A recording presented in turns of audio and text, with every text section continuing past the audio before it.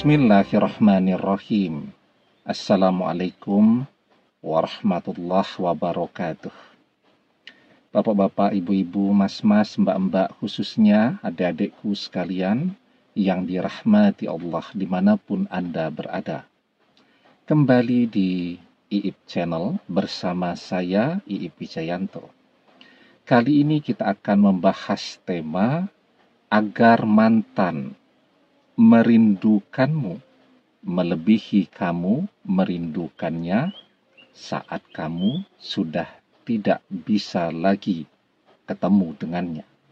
Ya, jadi kita rindunya luar biasa kepada mantan. Kadang kita saat rindu luar biasa itu muncul, kita rindu sampai menangis, sampai meneteskan air mata. Apakah mantan mengetahui apa yang kita rasakan? Apakah mantan bisa merasakan kerinduan yang kita rasakan tadi? Jawabannya bisa iya, tentu juga bisa tidak. Nah, sekarang ya, mantan tidak bisa kita temui, otomatis kan kerinduan itu tidak bisa terpenuhi, ya. Kerinduan itu akan terus ada, ya. Jadi orang yang rindu dan tidak bisa bertemu dengan orang yang dia rindukan, maka semakin hari rasa rindu itu akan semakin membesar, ya. Oke lah, kita masih bisa melihat rumahnya, tentu tidak bisa bertamu karena dia tidak mau ditemui. Tapi itu bisa mengobati rasa rindu hanya sedikit saja. Kita masih bisa melihat foto-foto ketika bersama dia, video-video ketika kita bahagia bersama dia, tetapi itu juga hanya mengobati sedikit saja rasa rindu itu. Rasa rindu itu bisa terobati ketika kita bisa ketemu dengan mantan. Dan kuncinya, agar kita bisa ketemu mantan lagi, mantan juga harus merindukan kita, melebihi kita merindukannya.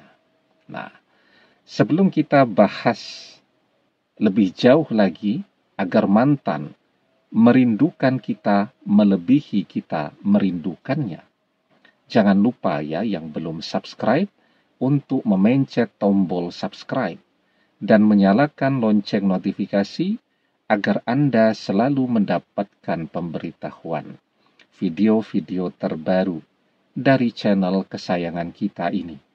Dengan subscribe, doa-doa kita selalu terhubung sehingga kita selalu bisa berdoa bersama-sama, ya. Nah, jadi ya, kita tidak bisa ketemu mantan sama sekali. Tidak bisa telepon, tidak bisa chatting WhatsApp, media sosial, dan seterusnya. Maka sesungguhnya ketika mantan menolak untuk ketemu kita, menghindari, ya, jangan sampai ketemu dengan kita, tanpa dia sadari, dia juga sedang mengkondisikan dirinya untuk merindukan kita.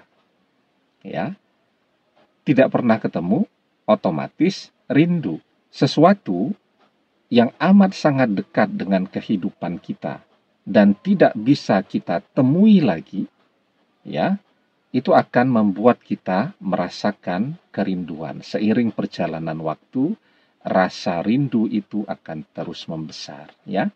Nah, jadi sekarang sesungguhnya di dalam hati mantan itu ada juga rasa rindunya, tetapi bisa dia tekan, bisa dia kalahkan dengan berbagai kesibukan, ya, dengan orang ketiga, dan seterusnya. Nah, tetapi bahwa rasa rindu itu sudah ada di hati mantan. Agar rasa rindu itu membesar, nah, tanpa bisa kita temui, maka yang harus kita lakukan sekarang, ya, adalah memperbanyak doa-doa kita. Ya, memperbanyak doa-doa kita agar hatinya itu selalu tersentuh oleh doa-doa kita. Kalau kemarin kita berdoa kurang fokus, tidak khusyuk, sekarang harus fokus dan khusyuk. Kemarin kita berdoa 5 menit setiap hari. Nah, sekarang kita naikkan menjadi 15 menit setiap hari. Karena sebuah doa ya yang kita panjatkan kepada Allah ya, itu akan mengkondisikan kita berada dalam keadaan yang khusyuk, yang fokus, ya. Dan ketika di dalam doa itu kita menyebut nama seseorang, maka orang yang kita sebutkan di dalam doa itu, ya, energi yang kita pancarkan di dalam berdoa itu akan lebih besar, ya, daripada ketika kita misalnya ngobrol nih, ngerasani mantan dengan teman, dengan sahabat, atau sedang curhat, itu energinya memancar tetapi kecil. Berbeda ketika kita berdoa, ya kita menyebut nama mantan di sana, itu energi yang memancar amat sangat besar. Ya, nah, itulah yang kemudian, energi itulah yang kemudian akan menyentuh hati mantan. Ketika hatinya tersentuh, maka dia jadi ingat setiap hari hatinya kita sentuh, ya, dan energi doa kita semakin membesar, maka rasa rindu itu juga akan menjadi semakin membesar dari waktu ke waktu, ya. Nah, lambat laun mantan akan kangen, dari sekedar kangen menjadi kangen banget. Dari kangen banget, rasa rindu itu akan melebihi rasa rindu yang kita rasakan, ya. Dan di situ dia akan minta untuk ketemu kita, atau dia akan datang kepada kita, ya. Karena itu berdoa yang khusyuk, yang fokus, ya. Nah, insya Allah dengan doa-doa kita, mantan akan tergerak untuk datang kepada kita. Di dalam surat Al-A'raf ayat ke-55 kita diajarkan ud'u rabbakum tadarru'an wa khufyah innahu la yuhibbul mu'tadin.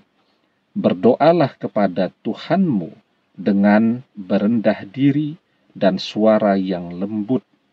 Sesungguhnya Allah tidak menyukai orang-orang yang melampaui batas. Ya. Jadi ketika orang berdoa dengan suara yang keras itu fokusnya akan sangat berbeda dengan orang yang berdoa dengan suara yang lembut, doanya dia hayati betul. Ya, energinya akan sangat berbeda. Karena itu kita diperintahkan untuk berdoa dengan suara yang lembut, dengan hati yang hadir, dan menghayati apapun yang kita ucapkan di dalam doa-doa itu. Demikian, semoga bermanfaat. Wallahu a'lam bissawab, billahi taufiq wal hidayah. Assalamualaikum warahmatullahi wabarakatuh.